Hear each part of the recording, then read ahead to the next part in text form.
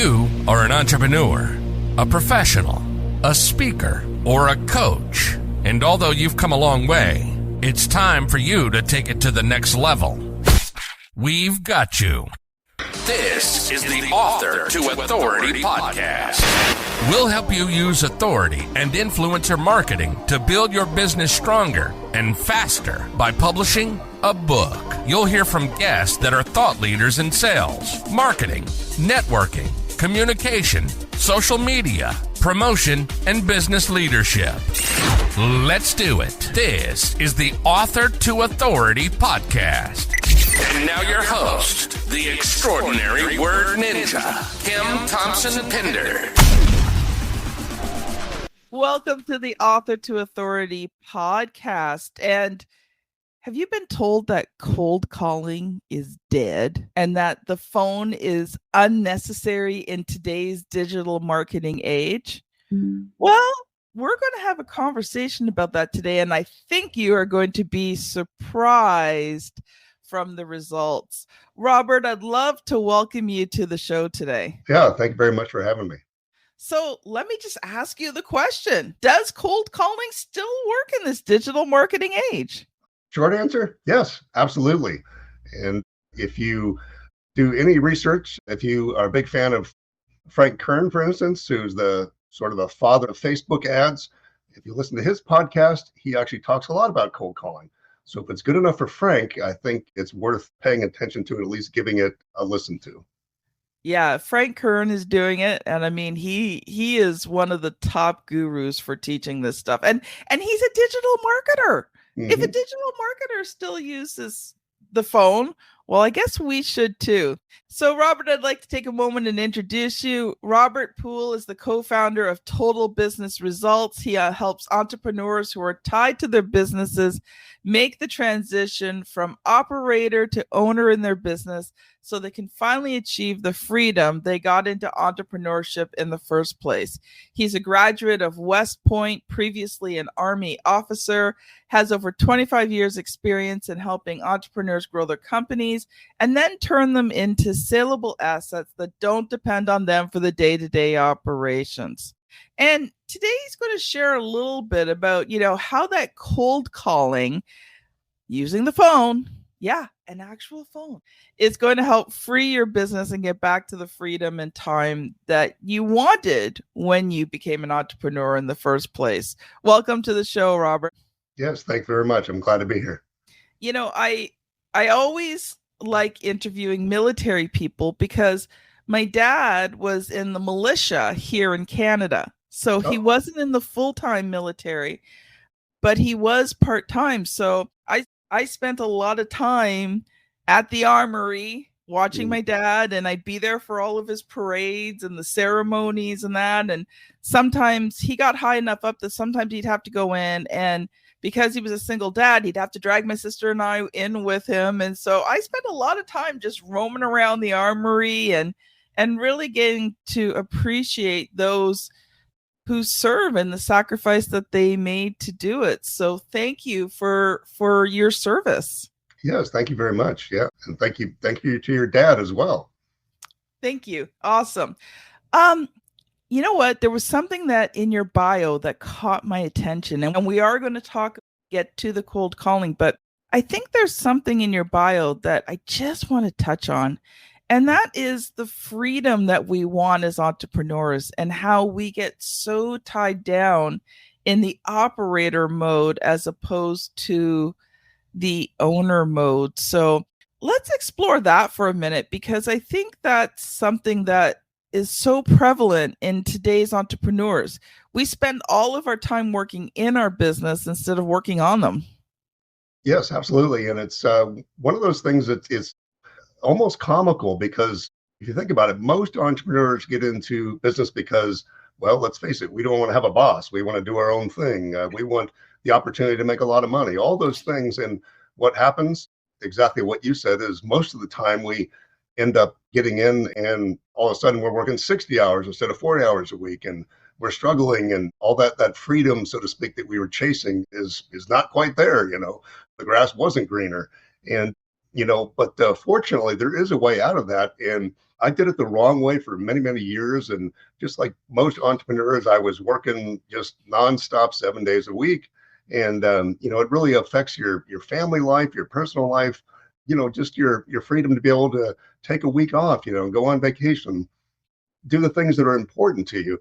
And what I learned though, and it was kind of forced on me, I had a business partner for almost 20 years. And so I came to work one day and he didn't, and turned out he had a heart attack the previous evening. And all of a sudden I was in charge of this company that I was tied down to, and I realized, boy, there's just not enough time in the day. I can't do this. And so it kind of forced me to explore ways and figure out how to unleash myself from the business. And I have two young kids and, married. And the last thing I wanted to do was spend all my time at work and miss my kids growing up. So for the past 6 or 7 years, I've really focused on first how to get myself, out of that mess, so I can release myself and get my freedom back to do the things that are truly important to us, because very few of us, I've never run into somebody who, who's in their 80s and says, wish that I'd spent more time at work. It's always the other way around. I wish I'd spent more time with my family or doing the things that I love. And so I really focused on that, was finally able to break free from my own company, not because I want to, because I love business, I love working. It is my hobby. I don't do a whole lot else, but have the opportunity to take those moments. And so that's been so important to me that I've worked with other business owners in the last 3 or 4 years, really to show them how I was able to break free and how they can as well. So it's one of those, I like to say it's the holy grail of business, when you can take those, 2 weeks or a month off and do whatever you need to do that's important to you, and it doesn't crush your business. In fact, your business continues to grow, and which I think is the ultimate goal of owning a business. You know what? I couldn't agree with you more. And I think today, talking about cold calling and different ways to sell is crucial, because if you can get a sales system that's not dependent upon you, or you can have others do it, I think is just so crucial. And are going to talk about that in a moment. But first, we're just going to take a quick commercial break, and I've got some freebies for you.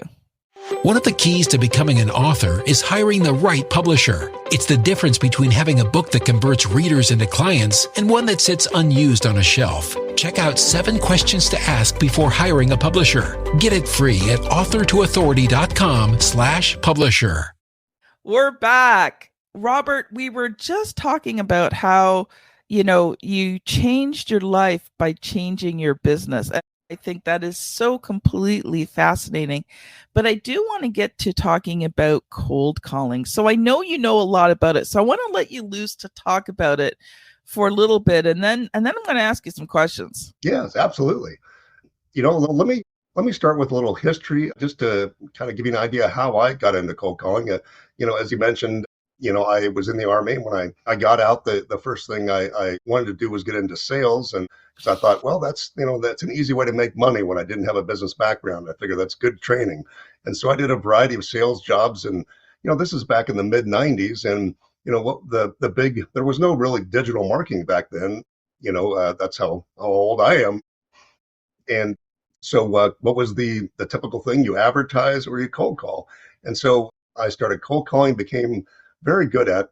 I've lost track, but I estimate, I've made north of 100,000 cold calls over my career, and learned a lot during that process. And, when we talk about cold calling, just to clarify, we're not talking about the classic, getting interrupted while you're eating dinner, with some offer that somebody said. That's, consumer telemarketing does not really work these days. It's usually a scam. What we're talking about is professional business people calling other professionals business to business. So just to clarify that. But, there's actually a lot of benefits to cold calling. People think that, now we've got Facebook ads, or we've got, LinkedIn, we've got social media, all these things, which are fantastic, and they work, really well. But, just to give you an idea, if we want to really penetrate our market, we did a survey with our clients, and demographically, they tend to be a little bit older. The average age is 44. But we found that 60% of them did not use social media at all. even for business. And I'm not saying that's a good idea. I think we're slowly dragging them into the 21st century, so to speak. But there's literally, over half of our clients don't actively use it. So how else do you get your message out to those people? You can do it with, print advertising, certainly traditionally. And, one of the other big ways is cold calling. And, one of the great things about cold calling is that, let's say, for instance, compared to advertising of any kind, and that means, a Facebook ad, for instance, or a print ad, somebody looks at it and they go, oh, okay, that sounds interesting. Maybe I'll do something about it. Maybe I'll click on it. Maybe I won't. But, maybe I'll do that tomorrow. With a cold call, you're calling somebody and they have to make a decision right now. And it gives you the opportunity to be a human being, because we're also missing that in our society a little bit. People kind of crave that human to human contact. So it fills that other void that we sometimes miss.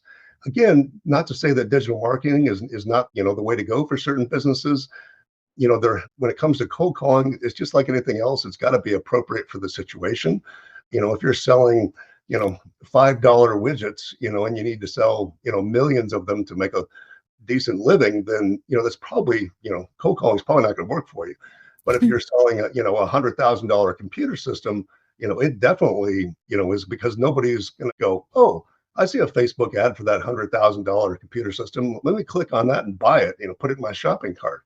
So, it's appropriateness, but in the right context, cold calling is still very, very effective. And, we've made in our company, probably, I think the last number I saw was 40 million cold calls, for our clients, and generated millions of leads and appointments. And so, the bottom line is it does work, again, for the right situation. So. I loved how you said for the right situation, Robert, because, one thing that has become really evident to me is the fact that when you're in entrepreneurship, you've got to find the things that work for you. There is no one way to do your business. There's not just one way to sell. And I realized over time that each person, each entrepreneur has to figure out, what is the best way for them to sell that gets them the most results? What is the way that they are most comfortable with selling as well? And I've learned that, just because something's old school doesn't make it obsolete. And just because it's new school doesn't mean it works either. No, I think you're absolutely right. And that's a big thing that I've emphasized with my clients over the years. I had a mentor of mine when I was early on in my career. They used to say, everything works sometimes, but the opposite is that most things don't work for your business. You've just got to find those few things that do. And, we've got to look at the totality of the type of business we're in, the industry, who are our perfect clients, our customers, what do they react to? All those factors. So like you're saying, we got to fairly evaluate all kinds of marketing techniques. And, if, digital advertising works great for you, networking works great for you, do that, and, one of the things that annoys me is that, of course, and I understand it, but, every guru out there for whatever space they're in is going to tell you, Facebook ads, everybody's got to do them. They're absolutely the best thing to do, or you've got to do LinkedIn networking, or you've got to do cold calling. You've got to do any number of things. Videos on YouTube. Yeah. And the truth is, they're selling you something, and they're not being honest with you, because not every technique is for every business. So you just got to try different things and figure out what works for you and do lots of that, and forget everything else. Don't get sidetracked in that shiny object syndrome, which is very easy to do in today's world. There's every guru out there is telling you that their thing is the end all to end all.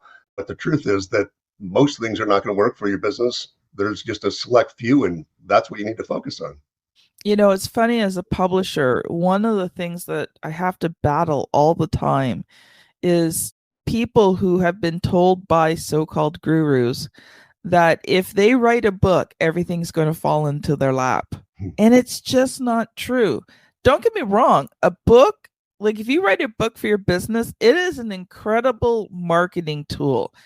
But if you don't use the tool, if you don't get it into the right people's hands, that tool's not going to do anything for you. Just because you write a book, it's not a Field of Dreams where all of a sudden all this business drops in your lap.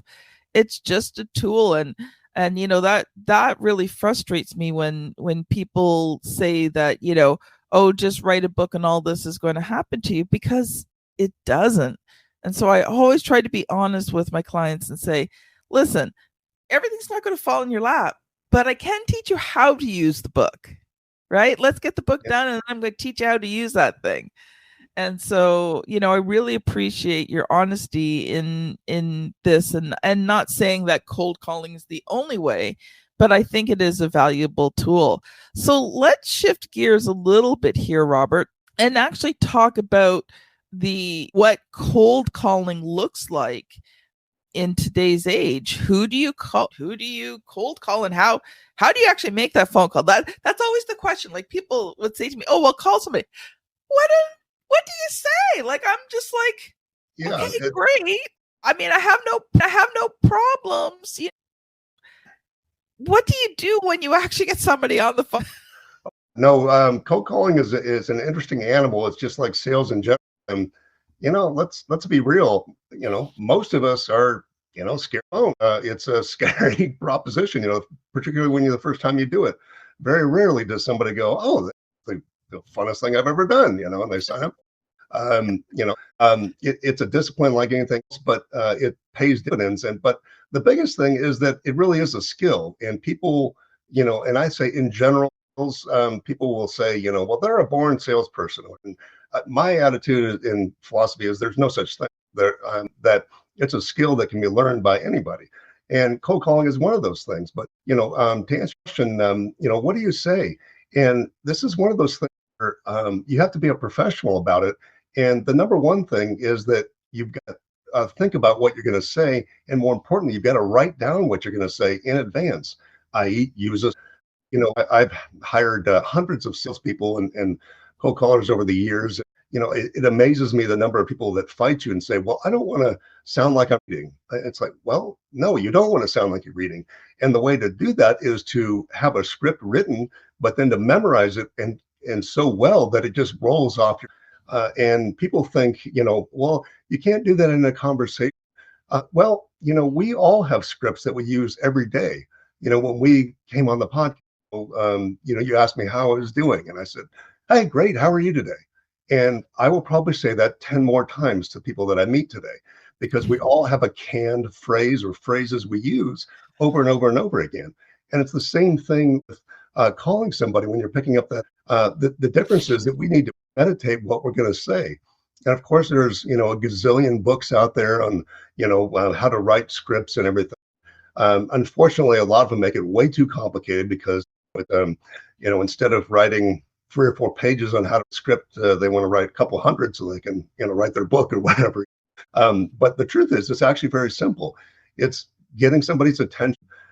Why should they listen to you? Because you're interrupting them. You're not doing them and what's in it for them, and then, what do you want them to do based upon that information? And it's very simple, and it's got to be very simple and very short. When you first cold call somebody, we have to remind ourselves that they're not expecting our, we're the one interrupting. They're doing us a favor, not the other way around. And so what we want to do is get their attention quickly, but, you have to introduce yourself, of course, hey, my name is Robert. I'm from Total Business Results, because that's expected, just a courtesy. But, if you've ever gotten a cold call or somebody called you out of the blue you didn't know well, and they said, hey, my name's Bob, or what, you ever been into the conversation a minute and the person, who is this again? What is this about? And it's because the first 15 to 20 seconds of interrupted cold call, they aren't even listening. They don't even, they literally, their brain doesn't hear. It's, I remember a phone 20 something years ago talking about it's kind of like the old cassette tapes, if you're old enough to remember those, that that they call a leader at the beginning, colored piece of tape, that before the actual audio starts, and you don't hear any of that. And so it's the same thing. Nobody hears what you're saying in the first 15 or 20 seconds. So get through that part, and then you've got to get their attention. So you've got to say something that jolts them and goes, whoa, what did they say? So it can be, like for instance, the Affordable Health Care Act came out in whatever that was, 2008, 2010. We were calling for a lot of insurance agents at that time, and that was a big buzz in the media. So, and a lot of business owners were very confused. Didn't know, are they going to get penalized, or are they going to get a fine? Are they going to get in trouble? And so, how do you get somebody's attention? We would call and have our caller say, "Hey, did you know that there's been some changes in the new healthcare law, and business owners are really getting themselves?" Well, any business owner is going to say, "Oh, yeah, I've heard these rumors, geez." And so suddenly their ears are actually listening to what you say. And then you can tell them, a quick story, which is, "Hey, we've helped XYZ company down the road with, and been very successful helping, secure a new health plan that makes sense and prevented them from getting in lines or things like that." And then, of course, what do you got to do? You ask them to do something, "Hey, can I stop by on Thursday or on Friday at 10 and, show you exactly what we did with them and how we may be able to help you?" So it's really that simple. A long thing. A lot of times, the biggest mistake I see people make is they'll start their opening and they'll say, "Hey, this is Robert from Total Business Results.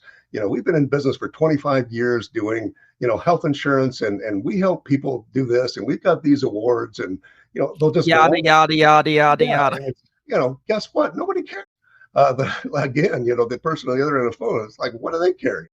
They want to know, why are you bugging them, and why should they listen to you? So that's why simplicity and speed is really important. I would say the biggest thing to answer your original question is, what do you say? Is you want to keep it simple, and give them a reason to listen to you. And beyond that, that's it. So get to the point. Very busy in our daily lives. We don't have time, for a long, interrupted call, that we weren't expecting, if that makes sense. I love it, Robert. Like you made it so simple, and you gave us sort of that formula for what that call is going to look like. And you are correct. Like if you go, "Well, hi, I'm Kim Thompson-Pinder. I'm from RTA Publishing, and we've been in business for so long," and blah blah. You're right. It's all people hear is blah blah blah blah blah blah blah blah blah. I want to hang up the phone now. It's the Charlie Brown thing. Yep. So one thing I was wondering though, a lot of our audience are consultants, professionals, speakers, thought leaders, those types of people. So they may not be calling more traditional businesses. They are probably calling maybe longer distances where you couldn't necessarily see a person in person. So what I was thinking was, would you offer them a Zoom call? Would you maybe offer to send them some free information, or send them a link where they could get something of value from you? Would those be valid options? Yes, absolutely. And most of our, I would say a lot of our clients are in that same situation where they're not actually physically going out to a location to speak with the business owner. A lot of it is done over the phone. And it's, because of the types of business, but also just the, environment. And people have become very comfortable with remote. To answer your question, that, you can say, something similar to, instead of, can I stop by? It's a, "Hey, are you available Friday morning? I can call you around 10, or, I could call you on Monday afternoon at 2, if that's better. Or I want to, so I can show you what I'm talking about and how we help this other company. Let's do a quick Zoom call. It'll only take 10 minutes, and I'll show you exactly what I'm talking about, and you will decide if it's something you want to pursue." That type of thing. So it can be, it doesn't have to be in person at all. The point is to get a conversation. You mentioned giving them some of the value, which is, typically with the types of companies that we deal with, it's more about they want to get in front of a decision maker. So we usually ask for the appointment, so to speak, first, and then if they say, "Well, no, I don't know if I can commit to 10 minutes with you. I don't really want to do a Zoom, whatever." That's when you can say, "You know what? We've got a report that we just did about what's going on in the industry, and it's really got some valuable insights that I think you might enjoy. Can I email that?" And that's where I think you want to use content and value added, like you're talking. But that may be the original point of the call as well. You may want to start with that if you're valuable enough that you want to lead with that, so to speak. So again, it all depends on the situation in your business, and there's no one size fits all. It's depends on the context and all that. So while you were talking, Robert, I thought of an interesting question for you.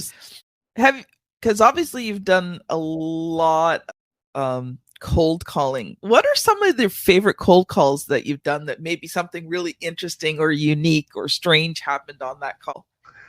The one of the things that it always sticks in my mind, I'll never forget this. This was early on in my career. I think it was probably my second year in cold calling, and I did residential real estate for about a year.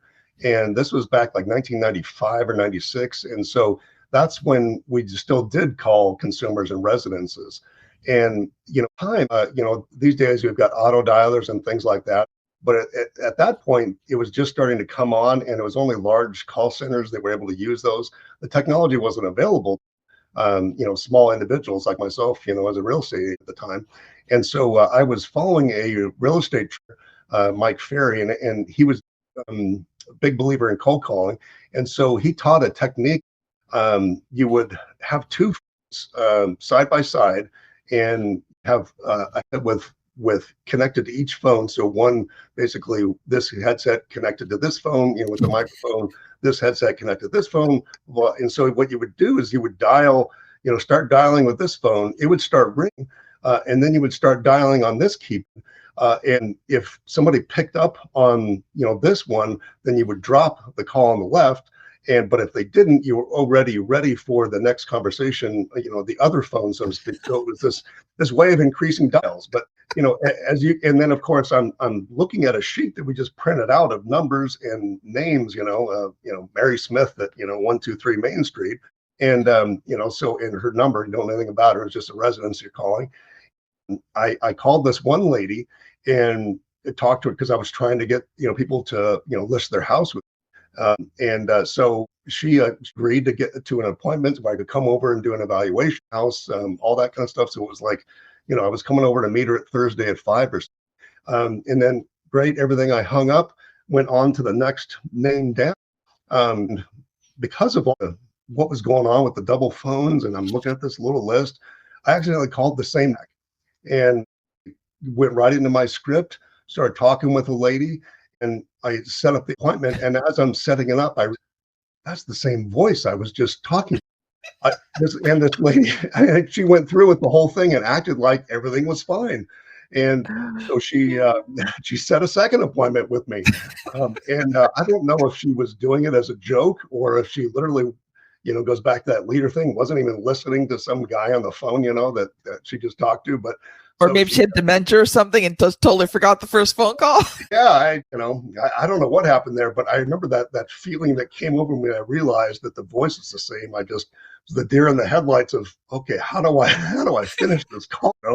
And but she went along and played with it, So that's one of the crazy things I've done. I mean, there's so many. You call enough people, and you just get the craziness. There's it's not me personally, but a guy who worked for us at the time, he called a prospect, and for whatever reason, he got in a little bit of an altercation with him, and he basically threatened the guy, said, "Hey, I'm going to come over to your place of business and I'm going to kick your expletive," and so some of this stuff that you see, as I said, you call enough people and you deal with enough people, you're gonna find some wacky stuff going on. But I think that's probably my favorite story, that I remember very distinctly as a young man.